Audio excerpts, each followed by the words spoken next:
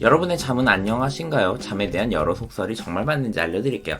잠이 안 와도 일단 누워있어야 한다? 그렇지 않습니다. 누워있어야 잠이 오는 건 맞는 말이지만 잠을 자기 위해 무작정 누워있는 건 불면증 환자에게 오히려 독이 되는 행위입니다. 학습 심리학적인 관점에서 보면 이는 지극히 당연한 일인데요.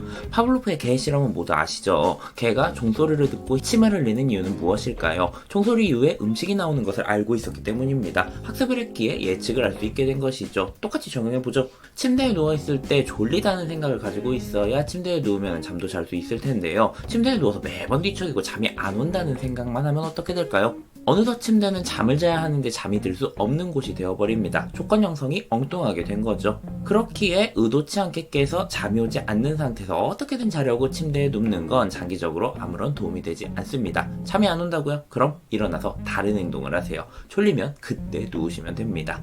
적정 수면 시간은 어느 정도인가? 성인의 적정 수면 시간은 7에서 9시간입니다. 2살 이전까지의 영유아는 14시간, 9살 이전까지는 12시간은 자야 한다고 해요. 흔히 학교에 다니는 아이를 8시 등교 시간에 맞추기 위해 7시 정도에 깨우는데, 그러려면 아이가 적어도 11시 이전에는 잠을 자야 합니다. 그러나 실제로 이것이 지켜지는 집은 얼마 없죠. 2018년 연구에 따르면 평균 6시간 미만의 잠을 잤던 고등학생들은 8시간을 잔 학생들에 비해 술, 담배, 마리화나의 사용률이 2배나 높았습니다.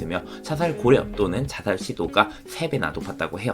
비행이, 분노, 불안, 짜증 등의 기분과 연관되어 있음을 생각하면 충분히 신빙성이 있는 결과이긴 하네요. 잠은 뇌에서 커다란 변화를 겪고 있을 때 더 많이 옵니다. 그러니 충분한 잠을 자지 못하면 뇌 발달에도 악영향을 미칠 수 있겠죠.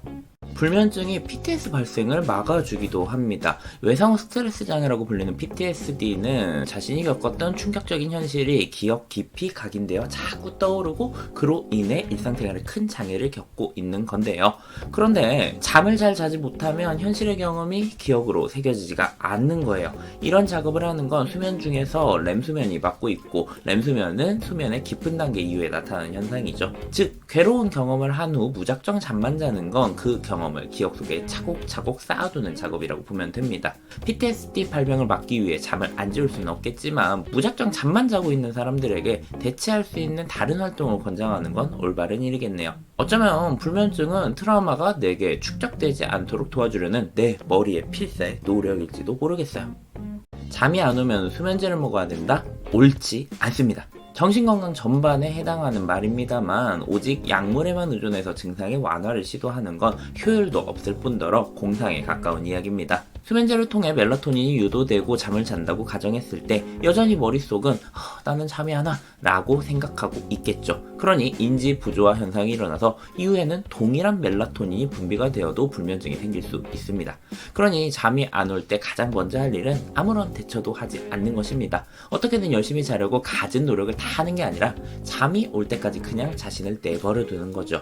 일상생활을 살고 있는 사람들한테 이건 쉽지 않은 방법이겠지만 정신건강적으로는 이게 최선의 방법입니다.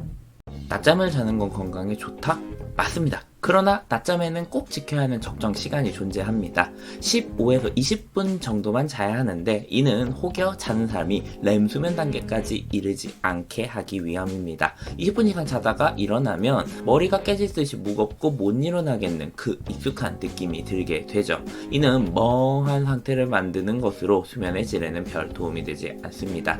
곧장 일어날 수 있는 가벼운 잠을 자는 게 좋죠. 낮잠은 신진대사를 활발하게 하고 정보 처리 능력 또한 길러줍니다. 잠깐의 휴식으로 더욱 효율적으로 치고 나갈 수 있는 거죠. 이와 관련해서 한때 커피냅이라는 게 유행했었습니다. 커피를 한 잔 마신 상태에서 잠깐의 낮잠을 자면 짧은 시간 수면으로도 피로가 풀리고 업무 효율을 높이는 방법이라고 하네요. 그러나 기상 후 굳이 각성 상태가 될 필요가 없다면 그냥 낮잠만으로도 그 효과는 충분할 거라고 생각합니다.